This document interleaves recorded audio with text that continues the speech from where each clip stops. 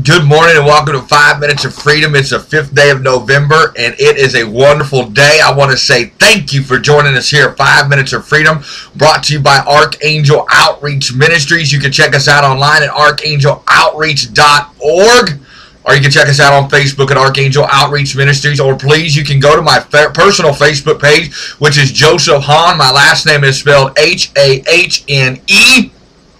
And if you would like to be my friend, I would love to accept your friend request. But you got to take this step. You got to take this step to do the next thing, and that's watch this. And if you're watching this, make me a friend. If you make me a friend, send us a comment, and then we can interact and we can help overcome this sinful nature together.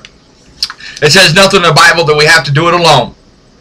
We have to fellowship. We've got a body of believers that we can help, that can help us, and they can hold us accountable to things. But, you know, yesterday I talked about Philippians 4:13. We can do all things through Christ who strengthens us. And I got a pretty good response yesterday to that, but it's a very powerful scripture. But looking at it the way that I explained it yesterday, well, those weren't my original thoughts, but stuff that's been passed down to me, and I want to pass it down as like it was given to me. And the concept of not taking no for an answer and saying, you know what? I know God's got something out there for me, but it's my job to go do it and do it well. And the scripture I want to share with you this morning expounds on what I talked about yesterday. It expounds on the concept of no matter what you do, and this specific scripture says no matter whether you eat or drink. It doesn't matter what you do it for the glory of God. And I want to expound on that scripture right now. It comes out of 1 Corinthians chapter 10, verse 31. It says this, therefore, whether you eat or drink or whatever you do all to the glory of God. Now, Paul's writing to the Corinthians. This is in the first book of Corinthians. He hadn't gotten to the second one yet. But he's still trying to help them understand a better way to live. And then there was some confusion about whether they eat or whether they drink or they don't eat this or they don't drink that, or, you know, there's all that confused stuff.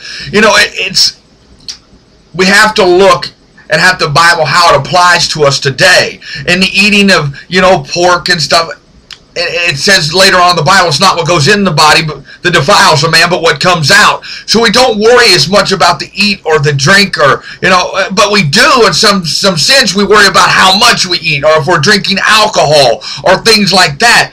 And we need to be very concerned with what we do. But the one thing that I love about this scripture is that it says this, therefore, whether you eat or drink, talking about the pork and the stuff, or whether you eat on the Sabbath or not, there's a lot of different criteria throughout the letters to Corinthians, and you can read that if you're more interested. But the part that I really love here, do all to the, no matter what you do, therefore, whether you eat or drink, or whatever you do all to the glory of God. So is it safe to say if I'm going to do everything, no matter what it is, whether I'm going to act like an idiot or I'm going to act righteous, do it for the glory of God? If I fall down and mess up today, and it's a stumbling block for me, I do it for the glory of God because I've been taught a valuable lesson. There is not one thing that we go through that cannot be used for the good of God, that God cannot use for something to glorify His kingdom. I've said this many times. I'm a 7-time convicted felon. I've shoved needles in my arm. I've been to prison many times. I've been to solitary confinement cells. I've transported massive amounts of methamphetamine across state lines. I could use those excuses and say, no, that's not for the glory of God.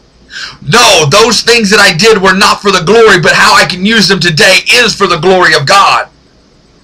And that's the thing that I want you to say. No matter what you've done, it can be used for the glory of God, but it's up to our decision making. Like I said yesterday, we do not accept no for an answer. I will not let Satan get that lie off today, and I'm going to turn that. I'm just going to turn it the way I look at things just a little bit. So it is for the glory of God. God can use anything to bring glory to His kingdom. So no matter what you do today, you can take that and use it for the glory of God. No matter what happened yesterday or the day before, what happened for the last 10 years.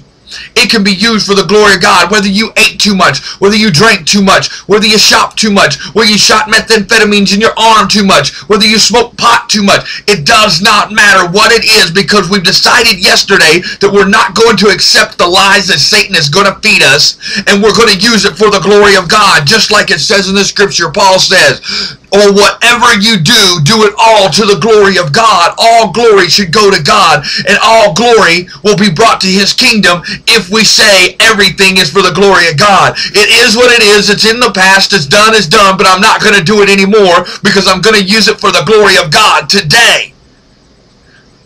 Isn't that exciting? I get excited knowing that my life has not been for nothing. It has been for something, and that is for the glory of God and for a testimony to share to someone else that is struggling through the same thing.